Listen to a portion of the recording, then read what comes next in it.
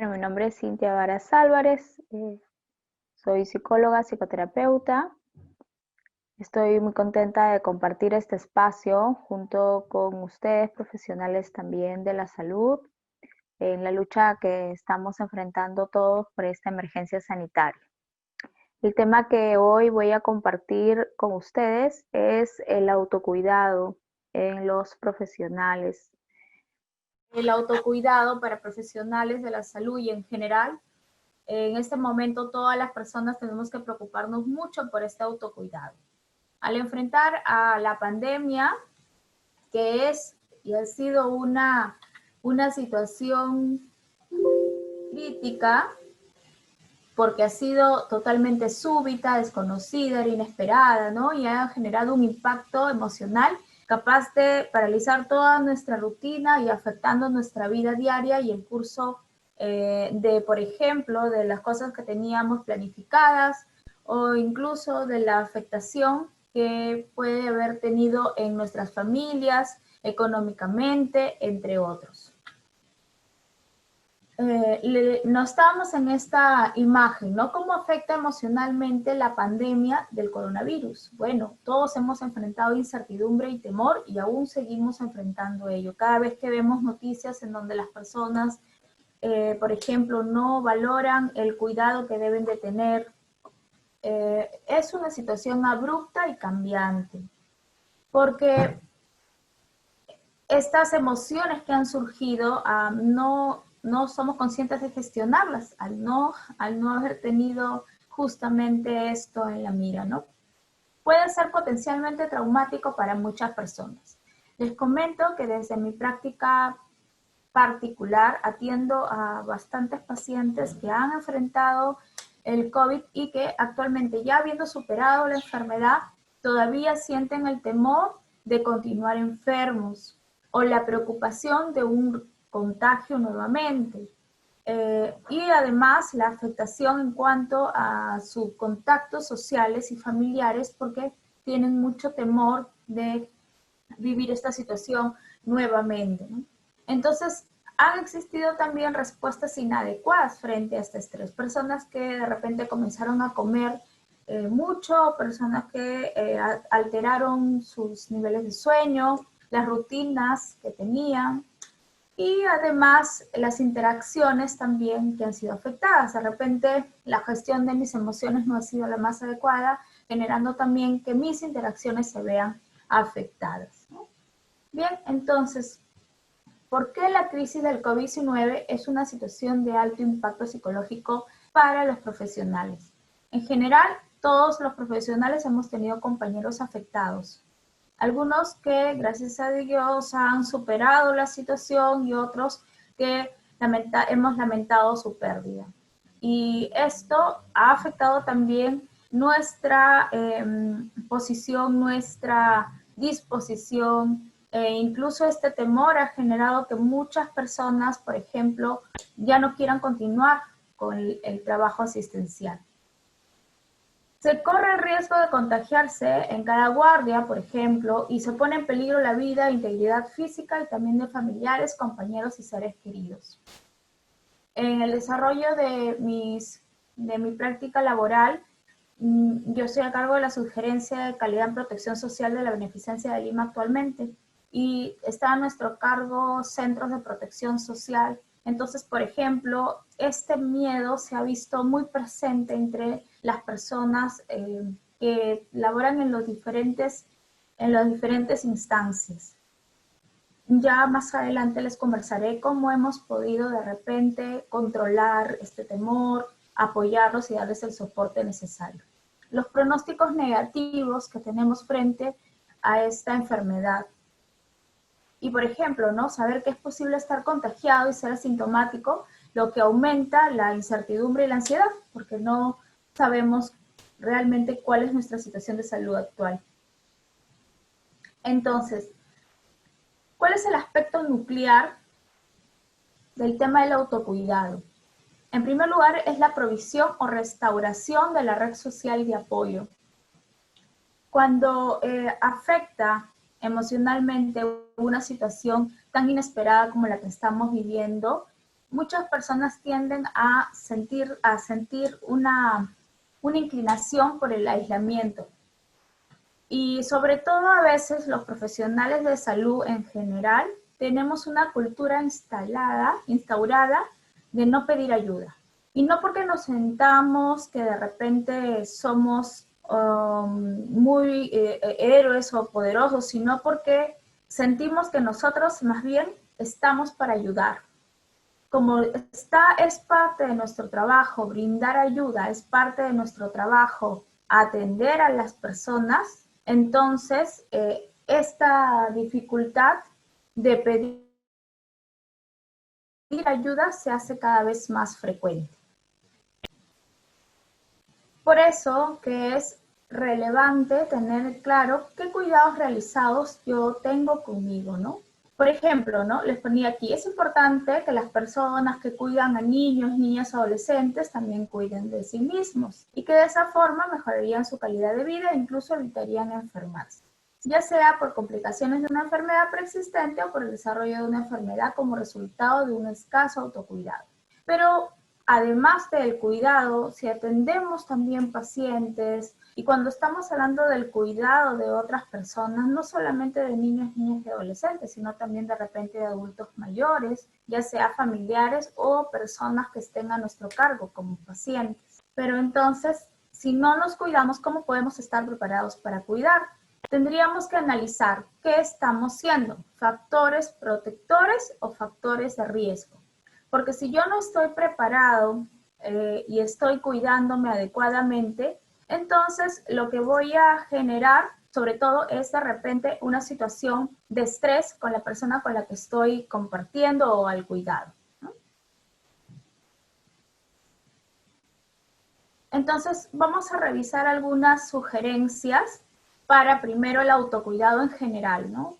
¿Qué es lo que también nosotros como profesionales de salud podríamos recomendar, podríamos compartir con las personas a las que atendemos, en general, siendo cualquiera nuestra atención? Primero, realizar actividades que sean de nuestro agrado. Cualquier actividad de esparcimiento que nos permita tener ese espacio en donde podamos de repente salir a caminar, leer, bueno, si hay alguien que le gusta bordar o tejer, o solo ver televisión, pero de repente que se convierta en ese espacio en donde exista el disfrute de esta actividad.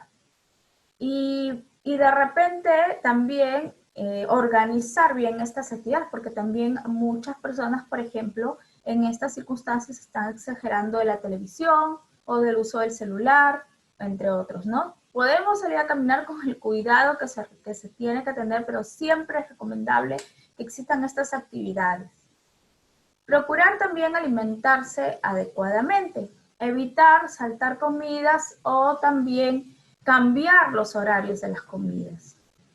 Y esto va de la mano con realizar algunos ejercicios sencillos, ¿no? Como caminar, correr, bailar.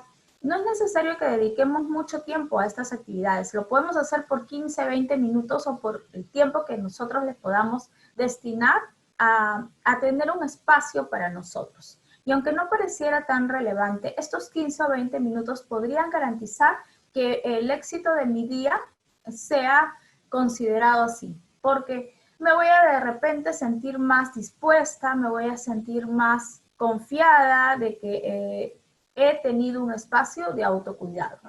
Y pasar tiempo con otros miembros de la familia, ¿no? Como hijos, pareja, hermanos u otros, haciendo cosas que nos gusten. Sugiero mucho, por ejemplo, en las familias tener rutinas compartidas que garanticen un poco o que lleven un poco a procurar estas muestras de autocuidado y que también sirvan como de ejemplo para generar esa importancia del autocuidado dentro de nuestras familias. El siguiente punto es, continuando con las sugerencias del autocuidado, si no es posible, por ejemplo, dormir por un tiempo largo, tomar algunas siestas. Podemos aprovechar los tiempos libres fuera del trabajo. Si estamos enfermos, no descuidemos nuestros medicamentos. Todo eso es parte del autocuidado. Y procurar no descuidar su arreglo personal. La idea es realizar actividades sencillas que nos hagan sentir a gusto. Entonces, yo les pregunto ahora, ¿no? ¿Qué actividades ustedes están analizando, que están desarrollando como parte de su autocuidado? Estas actividades que están desarrollando, las hacen como parte, de repente me dicen, no, yo sí leo, pero ¿por qué estás leyendo? Estoy leyendo porque es parte de mi trabajo, no, pero no es una actividad exactamente de disfrute.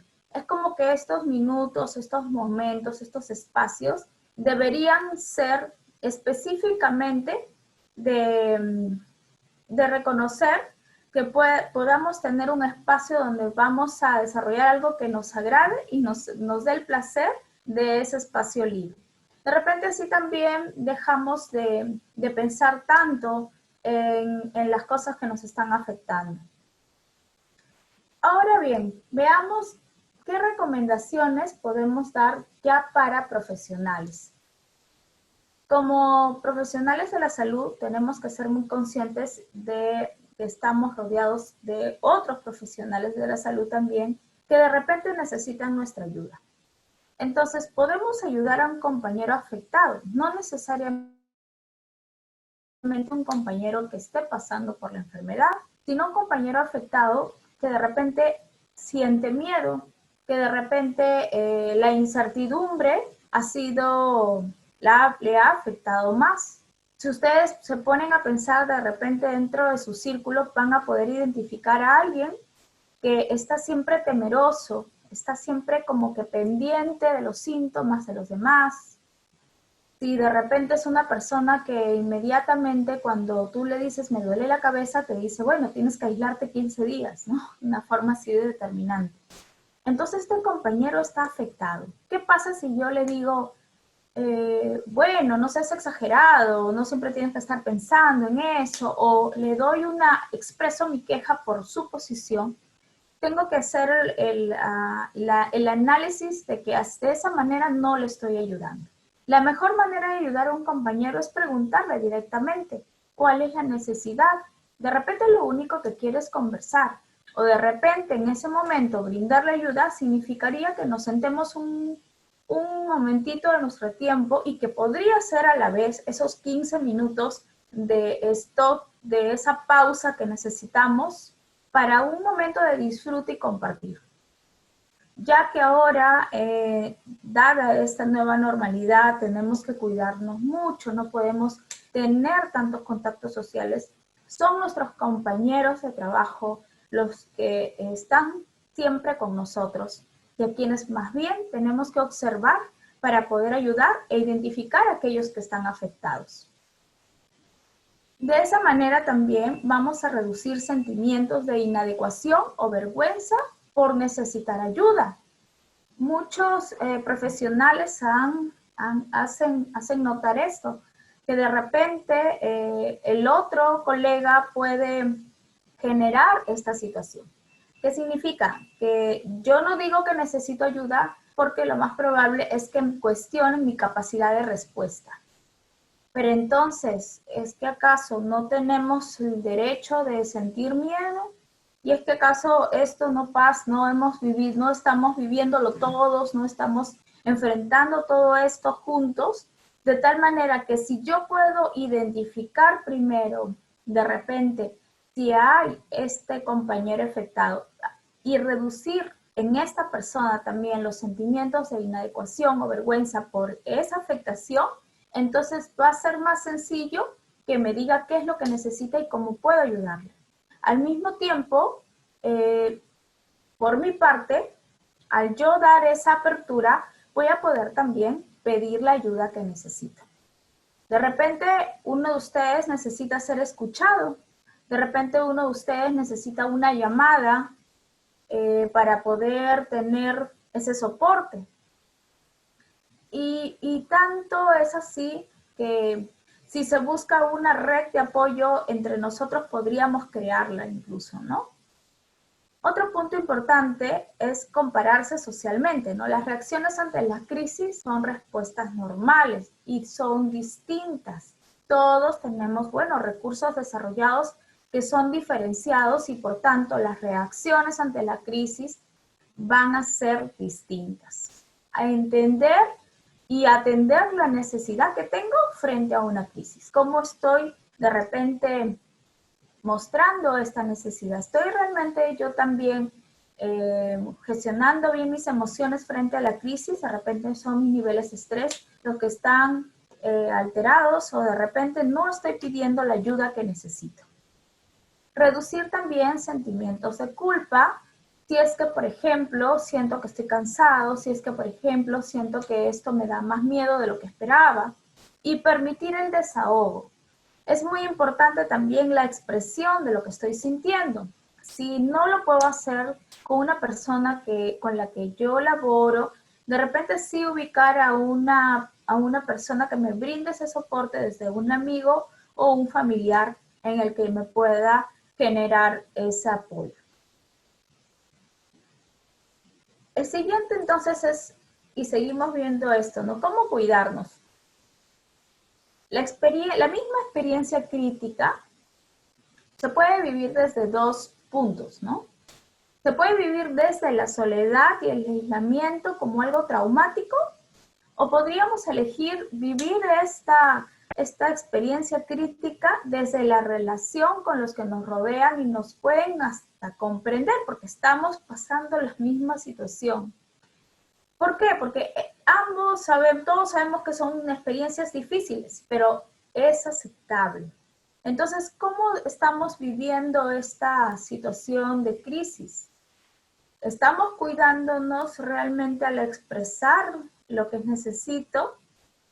¿O estamos, solamente viviéndolo en aislamiento o sintiendo que me estoy cuidando, pero llevando ese cuidado a no decir lo que realmente siento, lo que realmente necesito y de repente lo que yo considero que me va a ayudar?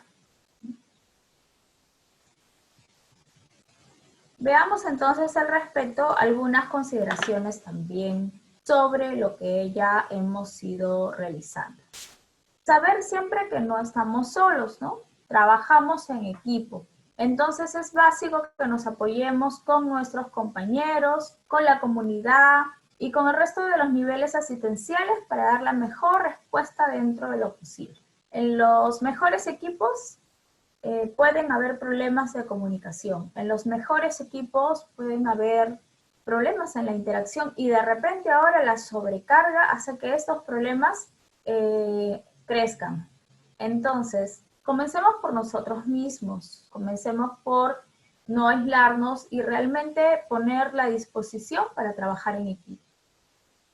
El segundo punto es que nos cuidemos. Eso implica trabajar seguros, a un ritmo que no sea tampoco extenuante, respetar horarios siempre y cuando sea posible. La brecha de recursos humanos en salud en este momento es inigualable. Estamos enfrentando esta emergencia sanitaria con los pobres recursos que tenemos. Entonces, siempre y cuando sea posible, hay que cuidarnos respetando horarios, no exagerar con las guardias. Hay personas que eligen tener guardias extras, pero bueno, no es tanto el tema de repente yo tengo la motivación económica por la necesidad, o de repente tengo una motivación de que quiero seguir ayudando y siento que me necesitan, pero es momento también de respetar y tener un horario que no sea extenuante, agotador y que nos afecte también, porque el cansancio nos va a llevar a una afectación emocional.